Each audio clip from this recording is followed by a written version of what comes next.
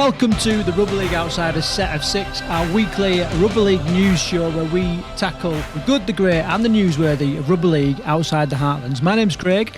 And my name's Karl, and on this week's show we'll be discussing the Wheelchair Super League as that comes to its conclusion.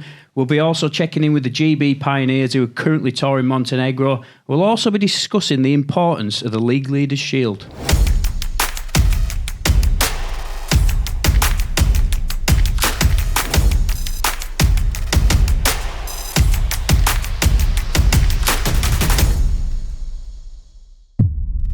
I just want to get straight into it this week. So some massive blowout scores in the Super League this week. So that brings us on to tackle number one, where we're going to talk about round 26 of the Super League. Yeah, so round 26 was, how can you say, uneven, wasn't it really? I mean, there's teams that just haven't performed this year and there's teams that are high flying.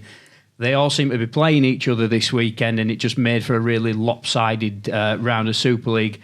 London and Catalan did preserve that was a close game. Yeah, they saved the round pretty much because other than that, yeah, the games were incredibly one-sided. You've got the results in front of you. So Wigan beat Leeds 38-0, one of three teams to be nilled last week. Saints 40 points to 4 against Castleford. Lee also nilled, beat 24 points by Hull KR. Catalan 12-8, which is the only sort of nail-biter in the Super League this week. And then Huddersfield nilled by Warrington by 66 points. That's huge. And then Hull managed to get a try on the board, but were beat 58 points to 4 by Salford. Yeah, I mean, Huddersfield and Hull pretty much they've shut up shop, haven't they? They've been like this for weeks. And Lee was a surprising one. Didn't expect them to get nilled, especially as we start approaching the playoffs, because they've been playing pretty well. I think they just came up against a Hull KR team who were absolutely flying at the minute. What's the conclusion from it, though? I don't know what to take from it, other than lots of people are sort of saying that, you know, this has been without doubt the closest Super League that we've had, and I would tend to agree with that.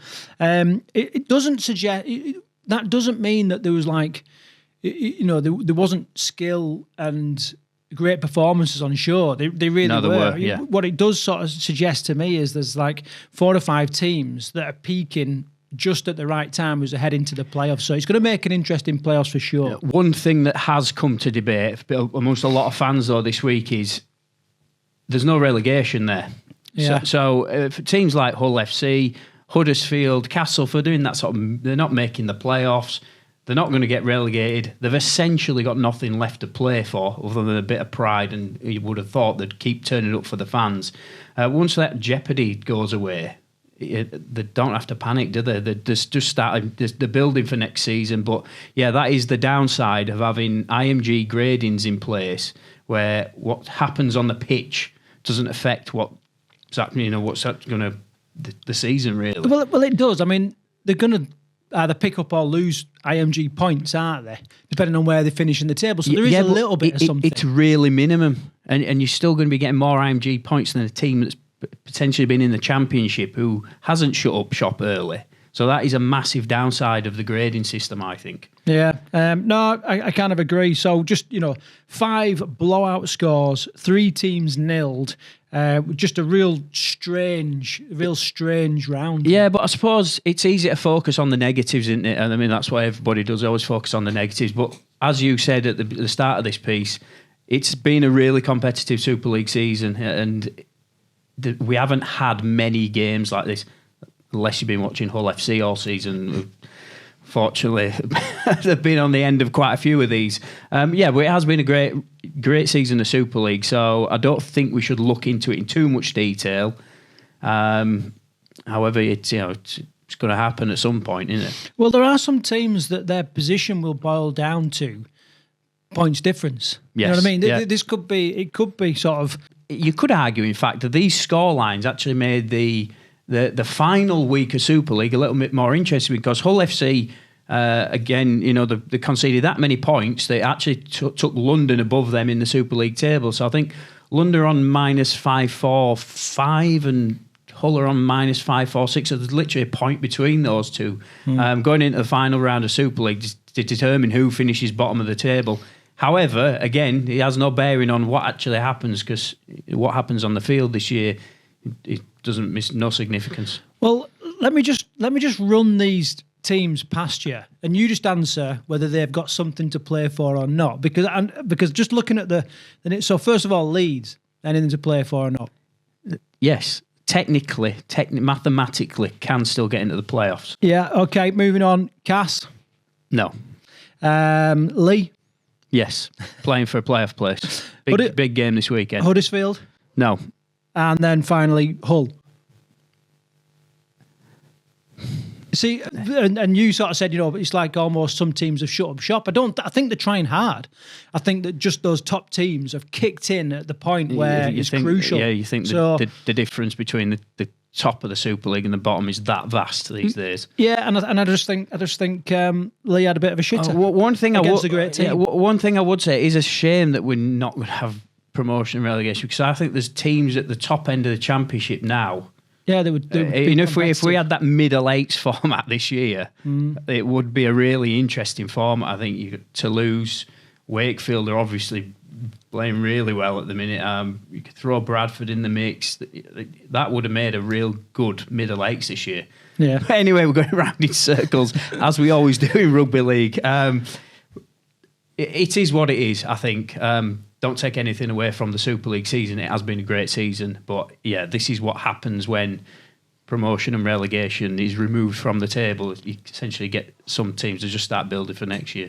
So lots of different scenarios that could play out in the Super League. So check out our prediction show that we release on Monday. Yeah, and we talk more in depth about each team and what their prospects are. Okay, let's move on to tackle 2 and a bit of wheelchair news. London Roosters defeated Hull FC 68 points to 10 this weekend in the Wheelchair Super League. It was the final round for those two teams. London, with their victory, have got themselves into the playoff positions. Hull FC's season sadly comes to an end. But we've teamed up with a guy called John Seagar. Now, John has been going up and down the country all year covering wheelchair rugby league, and he was at this game this weekend and he's brought us an update. So the final score here in Barking, East London for round 11 of the 2024 Betfred Wheelchair Super League. It finished London Roosters 68, Hull FC 10, and the London Roosters secure their spot in the playoffs in a couple of weeks' time. It's a very strong first half performance from the Roosters. They scored 4 tries, 2 tries each from Jack Linden and Jason Owen as they gave their side the lead at the half-time break. The second half was very, very tactical. Both sides had chances to increase the score, but poor performances and poor defence on Hull FC meant that London Roosters increased their lead, with Jack Linden completing the first half hat-trick. Some fantastic tries scored from Mason Billington and from Freya Lurie to help secure the Roosters a very important home win. I suppose both sides are at the end of the game to get their thoughts on the game. I'm here at Tristan. Norfolk disappointing 68-10 defeat today. Means you're not going to make the playoffs, but a still positive season. Oh yeah, massive improvement on last season. So close but so far again at the same time, but over the season, yeah, the improvement's been massive. It's going up and up and up, so yeah, really proud of everyone. Would you say today, the game, you didn't get much of the ball today? Yeah, just didn't get the ball, went our usual selves, went passing, no balls through the hands, you know what I mean, so yeah, disappointing today, but overall the season's been good, I believe. You picked up some fantastic performances, especially draw against Wigan and beating the opposite round, draw against Halifax, which we conceded in the last 11 seconds, I think it was, so our game to lose that one. And a great win over Wigan, yeah, like you said, but we came close against these at our place, against London. They scored last minute again, you know what I mean, to set the win with 2 points in it. With 12 points in it against Leeds, obviously we went undefeated all season. That was a great boost, great positive. So next season I think we're raring to go already, you know what I mean. And yeah, a few things to work on, especially towards the back end of games, and then yeah, like I said, we'll start getting some more results. So Tom, congratulations, a 68-10 victory today, but more importantly, you have secured a spot in the semi-final in the playoffs. Congratulations. Yeah, thank you very much. Feels great. Best team performance of the season, and I don't mean at all like the result. I mean how the guys worked together and how they stuck to the plan. So that's really pleasing, and it's come just in time at the end of the regular season. So next couple of training sessions, you know, we'll go into it in really good spirit, but we know that the next game is the biggest challenge so far. And fantastic performances from Jack Linden and from Freya today. Yeah, Freya got on the score sheet, which is rare for her. She'll be buzzing for that for the next couple of weeks. Jack Linden with a hat-trick. He's a great try scorer, so no surprises there. But yeah, like I say, the team all played so well, and it just felt like one of those days where it finally clicked. And we've found the way that we want to play. So it's taken us a long time, especially this season compared to last one, to finally find a system and some principles that really work for us and suit the players that we've got. Because obviously we're introducing some more new players to the game in Mason. Steve Murphy's in his second proper season. So yeah, it feels like it's really knitting well together. But I've got to say, it's been such an amazing Super League season. Like, the average points difference between all the games has been less than 2 converted tries. So kudos to all the other teams for putting on such a competitive year. And obviously Hull stepped up today, especially when you needed them, but you kept them at bay, especially in defence. Yeah, I think Hull would say that they gave a really good effort, considering the journey down wasn't ideal for them. We pushed kick-off time back, and they're down on troops a little bit. They've got a few people away, so I think considering what was up against them, they should be proud of their effort, and it's their last game of the regular season, same as ours. So I hope they can take loads of positives away, because they've been one of the great successes of the 2024 season for me. For you, you've been in the playoffs once before. What's going to make things different this time?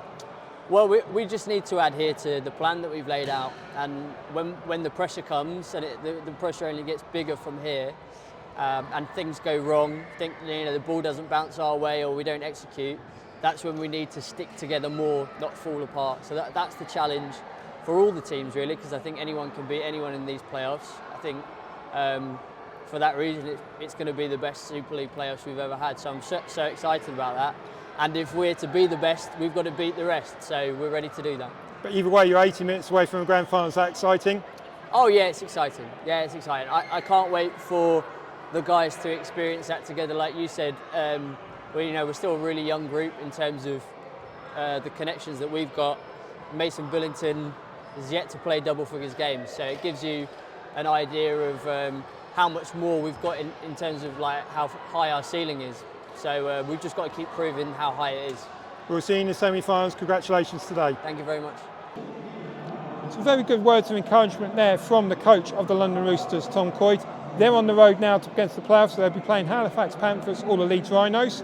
Next week, I will be travelling to the Leeds Rhinos to see if they find out if they could go 8 from 8 this season. They'll be playing against the defending league champions, the Wigan Warriors. Okay, before we talk about the actual teams and the performance, just want to say thank you to John Seeger for sending through that footage and doing the interviews and doing a cracking job.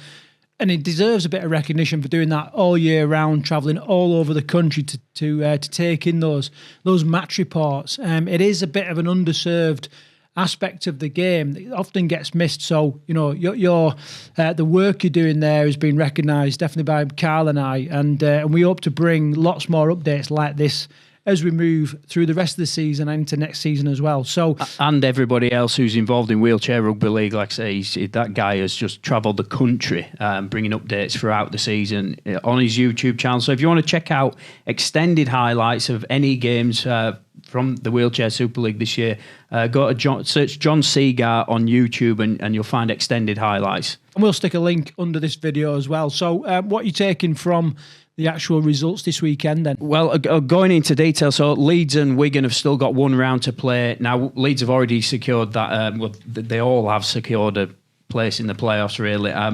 Leeds are going for an undefeated season, so they've got one round to play against Wigan, who are the current holders of the Super League trophy. So the playoffs is likely to, it's first versus fourth, so it's likely to be Leeds versus Wigan, and it's likely to be Halifax versus London in the playoffs. On then to tackle some Midlands news and history-making news, in fact. Yeah, history-making from Midlands Hurricanes, who defeated Workington Town 24 points to 22. That was their third victory over Workington this year, and really a changing of the guard, we could say. The Midlands have worked really hard this year. They've had money invested into them. They've brought in a top quality side.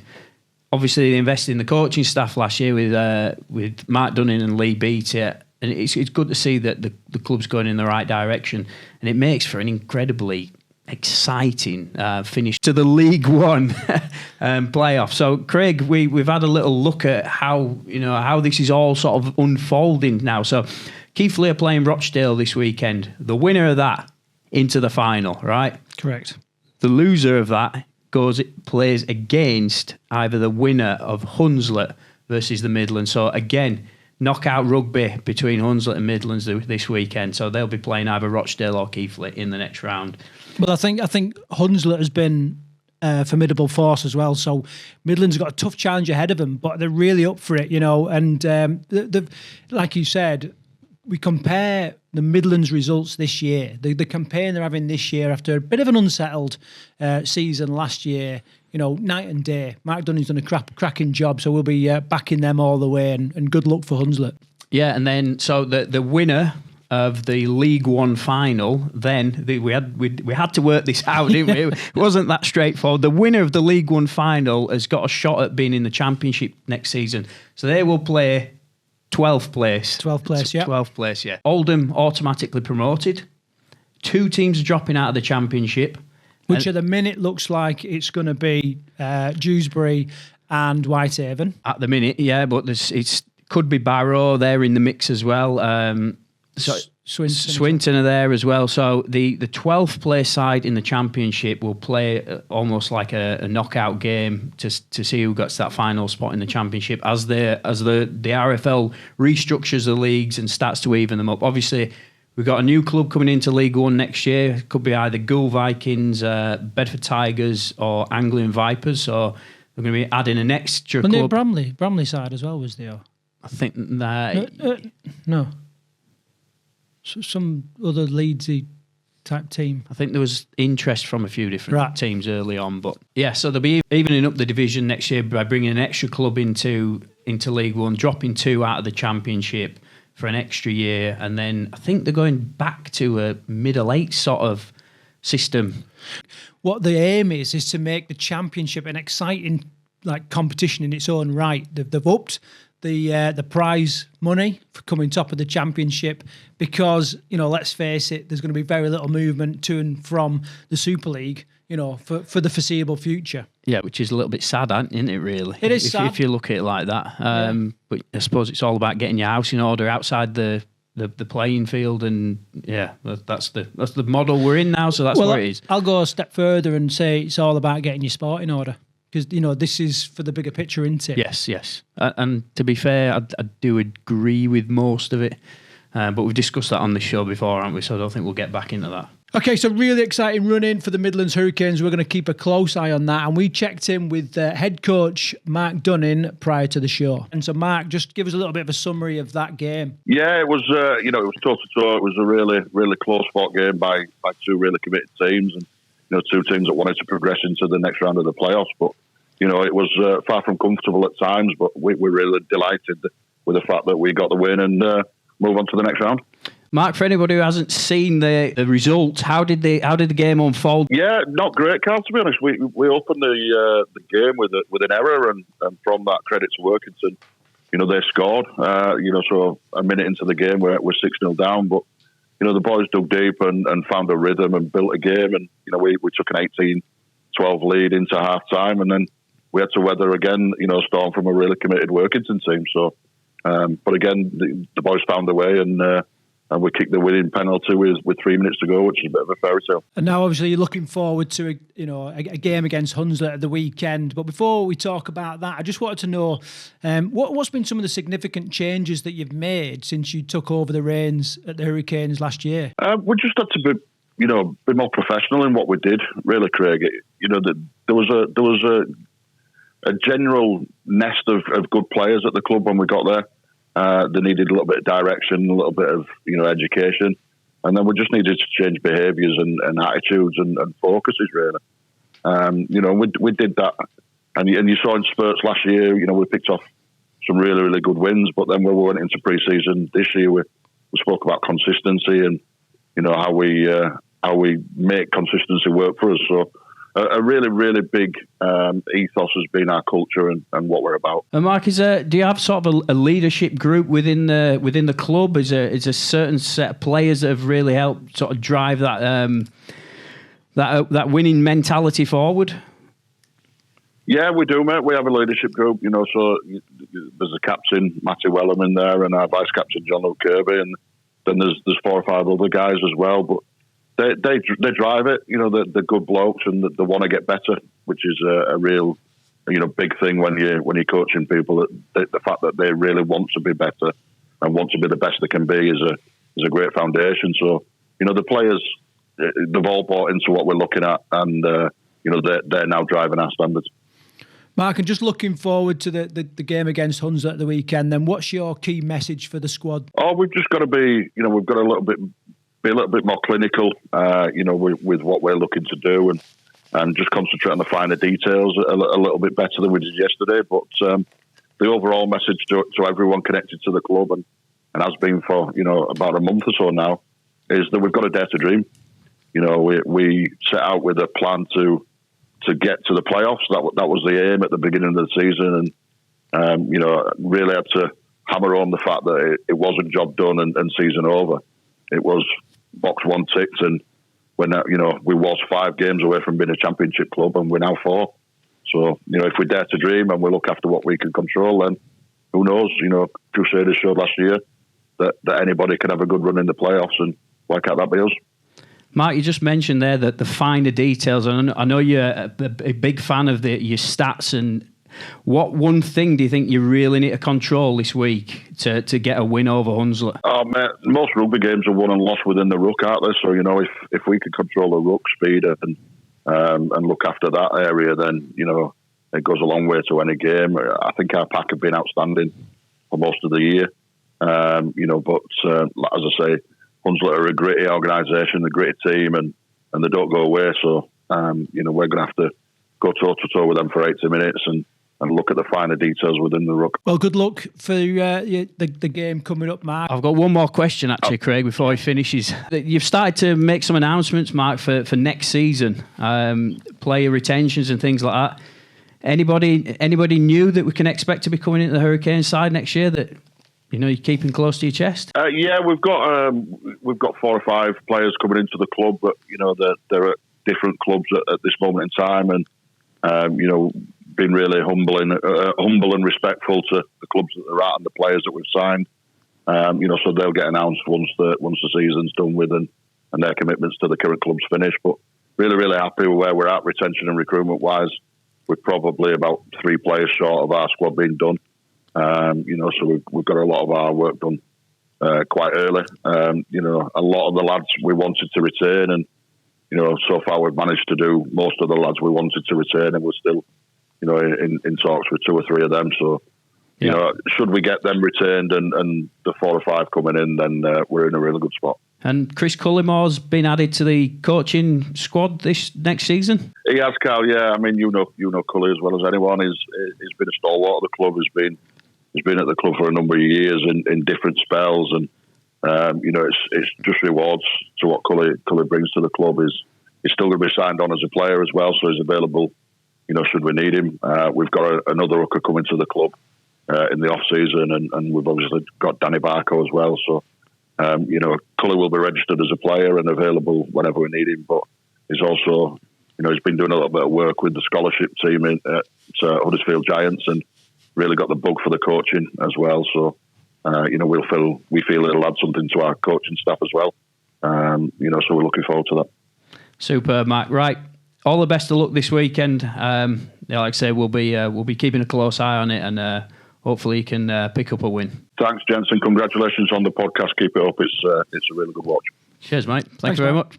Okay, exciting times and history making, like we said before. Right, let's move on to tackle 4 then, and we can't talk this week about Rugby League without discussing the timeline for the IMG gradings. Okay, so it's all happening right now. There's been a couple of there's been one date at least that's passed already, which is the deadline for League One teams to submit their data to get regraded for 2025. There's a whole load of other dates of interesting things that's coming up.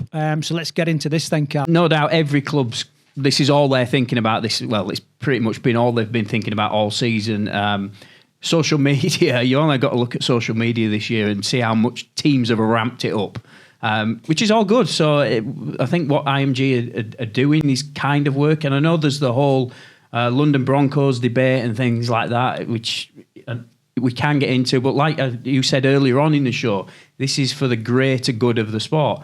And have we seen scoreboards installed in Championship and Super League grounds? Yes, we have. Would that have happened if this hadn't been in? Probably not. Some teams have added new seating into the stadiums. Will that have happened? No, it probably won't. So yeah, there's a lot of positives to come from this. And yeah, like I say, there's a whole load of things to look at here, and especially the Super League teams. They've got a close eye on this. Interestingly, what I think is quite good about this, IMG brought in an external company to look at the information that the clubs are submitting, so that it's well, it's fair, and it's accurate. It's transparent, yeah. So I think that's good. So if you want to go through the rest of the timeline. Yeah, so obviously September the 2nd was the deadline for League One to submit their data. Following on from that, the 23rd of September is the deadline for Super League clubs to submit their data. Moving on, the 30th is the deadline for the Championship. So lots of games going on in the Championship in a bit of an extended playoff type finish to the season. So their date is a little bit later. Then moving into October, between the 1st and the 18th, the tender process to ratify the scores and the data itself will commence. Okay, so just over 2 weeks of a third-party company getting involved and looking at that. Obviously, they're trying to avoid the issue they had with Castleford, with a misgrading there, which was missed for a couple of days, wasn't it? Yeah, but that was Castleford's fault, wasn't it? Why? They submitted the data wrong. Is that what it was? Well, I believe so. I think they tried to put the blame on the RFL at some point, but essentially it was their own. It was their own fault. So okay, so they're trying to avoid that, which is good, and good to see that an organisation which is being used to hold Rugby League accountable, is holding itself to account by bringing in a third party. And I think they've got to do that. Otherwise, if they got it wrong, they're going to get get smashed. Mate, yeah, it's going to be like the Wild West on Twitter in a couple of weeks' time when the dates start coming out. Yeah, so when are the final announcements made then? Okay, so there's like a 3-stage release of the score. So first of all, on the 19th and 20th, the clubs will be given their official scoring. Okay, so they'll get their scores for 2025. On the 22nd, the clubs will be informed of all the other scores. Right. Okay. So, and then the final gradings will be issued on the 23rd. All right. So, right. Can I make a bold prediction here? Well, go on. I know. I can guess what you're going to say. The 19th to the 20th, all the clubs are told their individual gradings. That's it. Right. Which I suppose is like enough time for them to kind of double check it, to look through it, to wipe the brow and say, "Phew, we made it," or to catch themselves. So this is what's going to happen on the 19th to the 20th. Derek Beaumont's going to get his he's going to get his score, and he's going to get up phone Richie Myler at Hull FC, and he's go, "Hey Richie, what score did you get?" No, that's not right. I don't think Derek Beaumont's going to be phoning Richie Myler. Not after the news this week. So there's a bit of unrest going on there, isn't there? Oh, massively, yeah. Well, one, he's pinched half his players for next season, and he's threatened him with a legal battle if they finish bottom of the table. So that's just the usual pantomime stories, isn't it? Yeah, but my point was, the 19th to the 20th, the clubs are going to find out. There'll be an embargo on it to stop them leaking it, but I'll guarantee you someone's going to it'll be all over Twitter, this will. Yeah, there'll be lots of assumptions going out there, and transfer deadline day, this will be. Yeah, I mean, one thing for sure, we're gonna really track this, and we're going to maybe even do like daily updates as information's released and just react to stuff, because it's such an imperative. You said released then, leaked, mate. It's going to be. You reckon? Which club can we get into anyway to potentially leak some info? Well, we'll get them all, mate. We'll find a rep in every team. Okay, so and then obviously the 23rd of October seems to be the key date where everyone knows where that's when it's being made public. But by the 22nd, when each club knows what each club's gradings are, it'll be you'll know by that point who's in Super League and who's in Championship and who's where. Yeah, it's going to be interesting. Yeah, I mean, it all seems like a bit of a simple process. So why does it take, in effect, 4 days, 19th to 23rd, to get this information out? Surely we could we just have like a big information dump and just go, right, okay, there it is. You know what I mean? Or do you think this is like some kind of pantomime thing where we building the suspense? I honestly don't know. I don't know what the thinking is, because surely even by the 19th or the 20th, if there has been a mistake by that point, there's going to be no going back, is there? Well, no, there's a going back. You can update your scores, can't you, and do a release of that information. But, just give us the gradings early. Anyway, so, we're getting into the weeds. Fundamentally, clubs will know their score for 2025. Now, what that means for the 2025 season, we don't really know until we get to that point. But like I said, we're going to be covering this in depth. We're going to have some regular shows reacting to information as it's leaked, released out. So, definitely interesting. And obviously some clubs, depending on, wherever they finish in the league, they're going to gain points, lose points. And there's some big clubs that are going to have some points deducted because of how they've performed this year. Yeah, it's just interesting, isn't it? We've been debating it all year, haven't we? Is it good? Is it bad? But like I say, I think it's good what we're doing for the sport. I hope there's some movement on it though later on down the year, because in a couple of years' time, so I think we're going to lose. We already spoke about London. We're going to lose London out of the Super League this year. I believe, and you believe, that we need a London in Super League. Hopefully, in the next couple of years, after they found the Grade A clubs, there's some movement on it and how it all unfolds in the next couple of years. That's all I can really say on it at this moment in time. But I do like that they're holding clubs to account. Yeah, and I do think that is the whole sport's been held to account, which is it's got to be good. It is the most powerful force in the universe. You could argue is transparency. Because once you got transparency, people act differently, and that's what we've got. A big chunk of accountability for all teams, the whole sport. Right, let's move on. This time we're going to move on and catch and check in again with GB Pioneers following their tour of Montenegro. Yeah, we caught up with Tom Mitchell, who is the sort of press officer and is helping out with a bit of coaching for the GB Pioneers, and Brent, who's the head coach of the GB Pioneers, as they're touring Montenegro. So we've covered this story last week. So the tours just happened. We caught them both on the phone, and here it is now. Tom, just fill us in. How's your trip over there been? It's been real good. It's been obviously a great experience for us personally, and some of the stuff we've done, sort of exploring the country, and we've had a good group of players, so we've all gelled well, and obviously got a couple of good wins while we're here. But it's been really positive for Rugby League here as well. We've been into schools, we've met with the mayor, met with the deputy ambassador. So, yeah, it's been real good. Tom, what do you think the sort of players have learned from it, and how has your role helped whilst you've been out there? Have you been sort of a bit of a go-between between the players and the coaching staff?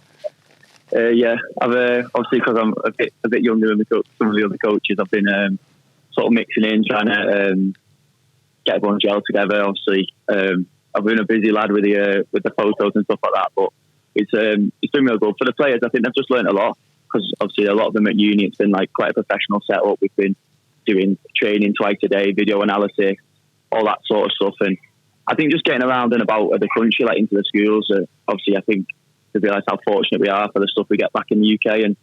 And I think it's developed them a lot, and they've all obviously hopefully mates for life. So yeah, it's been positive all around. How did you get around like the language difference and perhaps some of like the cultural differences and that kind of thing whilst you're out there? So the English here is limited. So when we've been in the schools, we've been fortunate. We've been with some of the representatives for the Rugby League Montenegro that have sort of acted as translators and stuff like that. But other than that, we've been all right, to be honest. It's not too bad. It's just not really struggled with it, to be honest. Tom, what's the feeling amongst the players actually? Essentially wearing a GB shirt. I know it's in a different form, but what's the feeling amongst the players actually getting a walk out onto that turf wearing a GB shirt? Obviously, very proud. We spoke in the week about who we're representing, like our families, the country, and when we stood for the national anthem, I think that was a real proud moment for a lot of the boys, and they're buzzing, to be honest. They've all had a great time, and obviously to have two good wins while we've been out here just puts the cherry on top of the cake. So they're they're all buzzing. We're just going to check in with Brent Ogilvie, who's the head coach of the GB Pioneers. Brent, if you could just sort of summarise each game in turn, how would you do that? Really, we're waiting for the bit of the unknown. We didn't get anything about the opposition, so just getting the lads focused on their own job. The Wednesday night game was Balkan Selects, so from a few countries, different countries around the area. It's really physical. It's just skill. I think just the distance between the sides is probably a bit more coaching on the Montenegro and the Albanians. Just coaching. I think the effort's there, the physicality from them's there, the enthusiasm as well. But I think it's just the experience. I mean, our lads are younger, but obviously played the game a hell of a lot longer, so they know what they're doing and a bit more. And so that was the difference, really. So, and then, so it's very positive here. I think if we just keep at it, get some good coaches in, I think it should take off here. It's a very positive sign. So, successful tour. And Brent, what were the scores of both games for anybody who hasn't managed to catch the results? So Wednesday night against the Balkan Select was 36-6. So, but scoreline, I would say, doesn't really reflect the game. It was nip and tuck a little bit sometimes and tough. But I think it was just the experience of our lads. I think they know what to do. They're a bit more savvy. They played the game a lot longer. So, and then on the Saturday against Montenegro, it was 66-6. So we started really, really well. We G'd the boys up a bit. There was really focused from the start. Expected a tough physical start, and we scored quite a lot of points early. To be out, I think it was a bit of a shock to Montenegro, if I was being honest. And then, but they did have some really good purple patches. Montenegro, some really good size for them there. Some big boys as well. We was up against some really big guys, and our lads stood up to that. So yeah, it was a really good game. Just really chuffed with all the lads, how they've dealt with themselves all week and represented themselves. Few sessions in the schools, local schools as well. What's been the biggest highlight for me this week is the interaction with the local kids, and a lot of them really asking where the rugby clubs are. They say any local rugby clubs, so that's what we're here for. And I think it's been a really big success. Brent, if you could pick out one memory from on the pitch and one memory from off the pitch, as things you'll take away from this, what would they be? On the pitch, I would say Saturday, the floodlights failed just in the warm-up. So we thought, oh no, we've come a long way. So they said, but I took them back to the changing rooms, refocused them. And I think it was just right, we just got the message, lighted two on, lads just jumped up. It's just a focus from them all. I watched them walking out on the pitch with the national anthem. Yeah. And they sung it loud and really proud. That was my biggest moment. And then off the pitch, I would think we finished the sessions in one of the high schools here, and the amount of kids what ran over to one of the Montenegro Rugby League representatives to put their names down to have the local club try and go down and do a bit with them. That's my biggest highlight, I think. Brent, if there was one or two players that you think have had an exceptional campaign, is there any players you want to give a shout out to? Oh, tough call, because I think every single one on Saturday, it was a tough. We had to pick a man at match. It was really close between quite a few of them. Tommy Gibbs, we've got the players player and the coaches played the tour. He was outstanding both games, 5 tries, half-back. Joe Britton, Adam Kirby, the two front rowers, they had a big job to do against some really big lads. And they just matched them physically, and they were outstanding.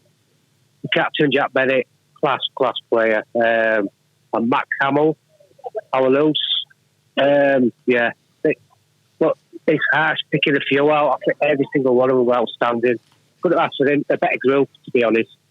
It's my first time on these tours. Absolutely loved it being involved with these lads. I couldn't ask for a better group of boys, to be fair.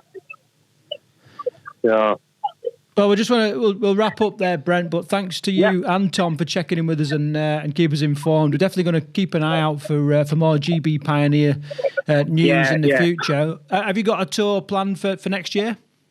I think it's all in the planning. We're not sure where, but but it's now COVID's gone, and we can do a yearly one. Keep spreading the word of the greatest game, and keep it going. Yeah, basically. Great effort. All right. Yeah, thank you for calling in, Brent. We appreciate it, and congratulations on the tour. Just a little reminder then, so GB Pioneers is an organisation that's designed to go and help emerging nations develop their rugby league. So that's what they did, head out there. Quite an exciting tour, really, for a lot of young lads. Yeah, I mean, and it's very prestigious. Any time you get to wear a GB crest on your chest, what a proud moment that is. And this is essentially some of the best in university rugby league. So that's how it's been picked. Incredible opportunity that they've had to go tour in Montenegro or any country that GB Pioneers have toured. I think it's just a really great thing for the game, and there should be more eyes on it. I think.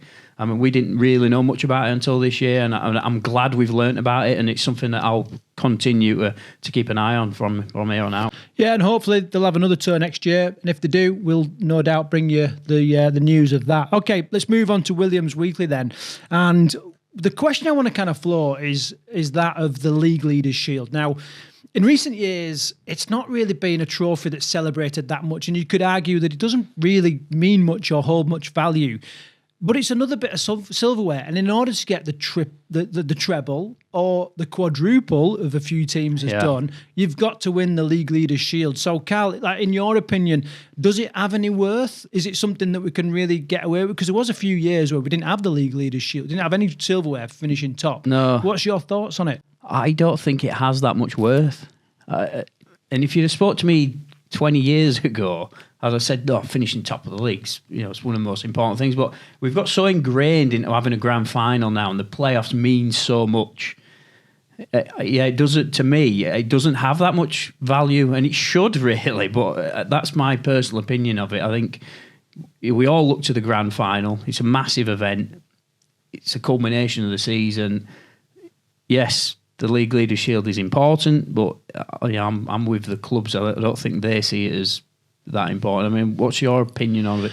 Well, I kind of agree with you. I mean, Matty Peet has come out in the news this week and said it's a trophy that they want to win, and I think that's a real nice like U-turn really on how it's been in the past. I mean, I remember a couple of seasons back, I think it was Saints, I may be wrong, where they won the League Leaders Shield, and then they almost just were like, yeah, nice one, thanks, carried on, blah, blah, blah, went on and lost the grand final.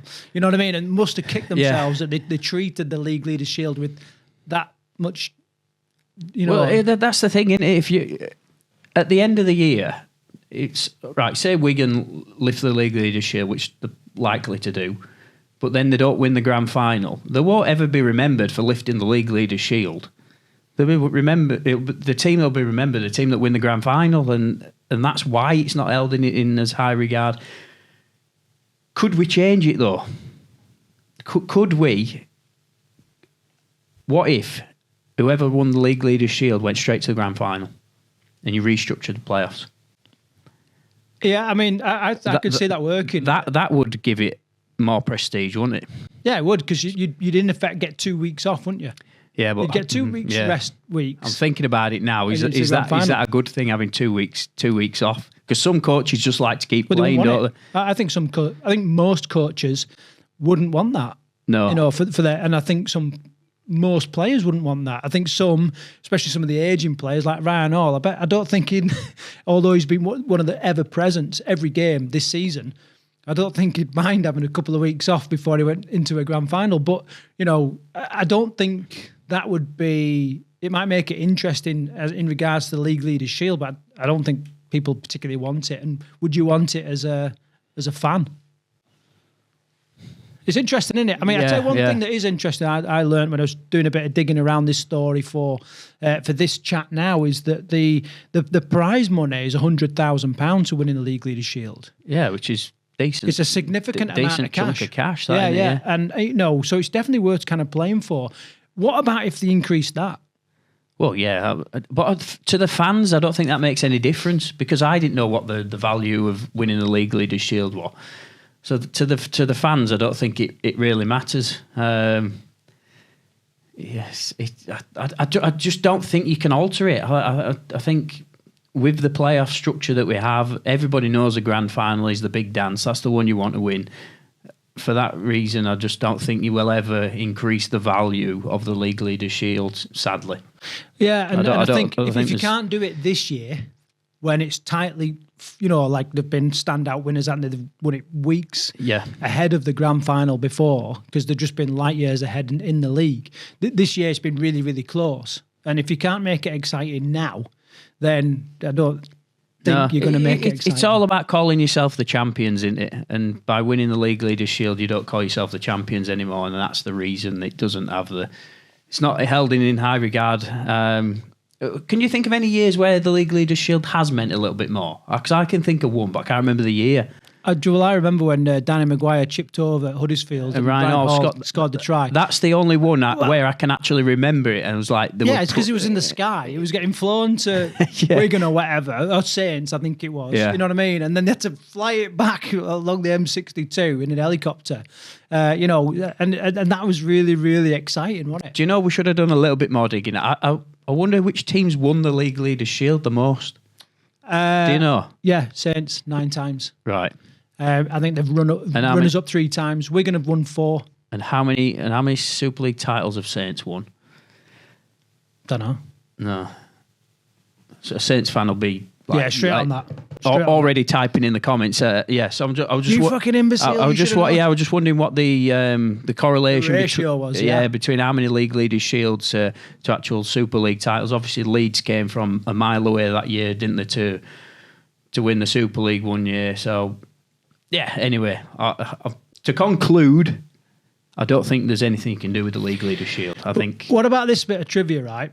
So, which 2 players with the same surname have lifted the League Leaders Shield in the men's and women's game for the same club? Ooh.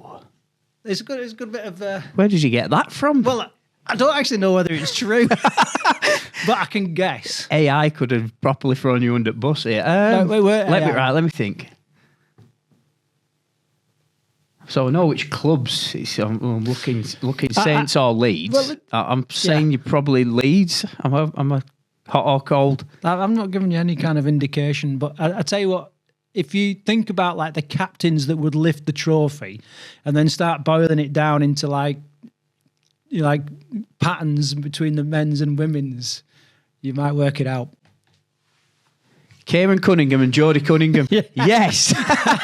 Yeah, now I can assume. I don't know if it's fucking true, but I saw, because obviously Jodie Cunningham lifted the League Leaders Shield 2 days ago. Yep. And I thought, Cunningham, bloody hell. I wonder if Kieran Cunningham, he must have lifted. Yeah, but Kieran Cunningham definitely lifted the League Leaders Shield, definitely. Yeah. I just thought that was an interesting bit of trivia. Okay, before we wrap it up, last week we reported on our good friend Graham Berry, who was aiming to run 105 laps around the Brick Community Stadium ahead of the Wigan-Leeds game over 12 hours, okay? And we went there, we joined in with him a few laps and we caught up with him. So Graham has just finished now 109 laps around the Brick Community Stadium. Graham, how do you feel? Absolutely elated. Elated, mate. So, I mean, I remember when you first started running, God knows how many years ago, did you ever think you'd be doing this today? But not only that, raising this amount of money as well. No, I mean, you knew me at the start, didn't you? And certainly wasn't a runner. Absolutely not, mate. Never thought in a million years I'd be running marathons and ultras and, doing what we've done today. And it's not just me, it's these lads as well. Couldn't have done it without the support. That would have been mind-numbing without them. So you talk about never stopping banging the drum and raising money for MND Association. What is the driving force for you behind that? Started with it's the rugby league connection into Rob Burrows' diagnosis, December 2019. That's how it all began, and never stopped since. And I have a mate who's now got MND, Nick Dean, He was on the telly last night. He was on the One Show for his massive achievement. So this is for Rob. It's for Nick. And I just told Bevan French that the last few laps were for his mum as well, because he lost his mum to MND. So obviously you can't do it alone. Have you got any special thank yous that you want to give out? Amanda's been noting everybody's names there, everybody who's run with us. You know, there's too many to name, but Dave's been with me from the start. Ben's been with me from the start. Of course, Amanda's been here all day. You know, and there have been so many runners from so many clubs, mainly Wigan Harriers and Robin Park runners and others as well. It's just been absolutely fantastic. Okay, finally then, if people are watching this, they're inspired and they want to donate, where do they go to donate? They can go to justgiving.com/fundraising/RobBurrow7, or just go to the Just Giving website and search for my name, Graham Berry, and it'll come up that way as well. And I'm desperate to get to 17,777 and put all them sevens in again for Rob. And finally, looking towards tonight's game, have you got a prediction for who's going to win and what the score's going to be? Yeah, it's going to be 28-20 to Wigan. Of course it is. We'll see. Karl, what was your take on this event? Yeah, so we turned up, didn't we? We did some laps with him. Look, we were hoping to get there a lot earlier, but like everybody else, we got caught in the Friday madness of traffic. So yeah, Graham had done. He looked absolutely shattered when we turned up to meet him. I think we got to him just before he'd done 100 laps, didn't we? So yeah, we joined him for the 100th lap. Yeah, yeah, to bit of glory on our first lap with him. Yeah, it was great. And what I really took from it was how much Wigan had got into it as well. So there was, as he was running around the stadium, there was people clapping him and people stood there with a pint, really admiring what he was doing. And actually all the Wigan players who were coming into the ground all came to say hello to him, and they knew what he was going through. I thought that was a really classy touch by the Wigan players and the Wigan club. Yeah, they all had time for him, and I think that's what MND has done, you know what I mean? Yeah. Especially we know Bevan French lost his mum to MND, so he was straight over having a chat with Graham, getting pictures taken. So yeah, pure class from all those players. I do remember a lot of the players were kicking around, but it just absolutely made me laugh. Like they're all like young kids. Sometimes I don't think they know people have got a first name, haven't they? Anyway, so Joe Wardle come up, and this little kid, I just heard him asking him to share. No, he was asking him to sign his shirt, and he went Wardle, like. And I was like, fucking hell. What these players have to put up with sometimes. Yeah, he bumped into loads of people, didn't he, who came to say hello. Yeah. Martin Afire, who was with Alan Tate, and everyone just ignored Alan Tate. That's because he had a shocking suit on, didn't it? It was horrible. Yeah. It was great, and, he put himself through it, and he managed to complete it, didn't he? Has he hit his total? I think it's not far off, is he? Yeah, well, he got to 16,500, so he was trying to get to 17,777. Obviously, the connection with the number 7 for Rob Burrow. I can only say that online he got to 16.5. He must have had 500 quid in those buckets. He must have, you know what I mean? Yeah. And so he's got to be close, but we'll hopefully get an update in the next couple of days. But fair play, Graham. Good effort. It's a massive event, and obviously well done to his wife for supporting him as well. I think she has had the toughest job, really, just standing around and chatting to people. Yeah, and all his support runners that turned up to run with him. He couldn't have done it without all those guys that came to run with him. I think the Wigan Harriers running club was there, and he had various college, various mates turn up. Some of them said they were only coming to do a few laps and ended up doing all 109 laps with him. So that's how it works. And he also had a lad, Ben, that turned up, a Leeds fan, and he did the whole event in a Wigan shirt. Which, would you do that? Put it in the comments. Would you wear the opposite team's shirt?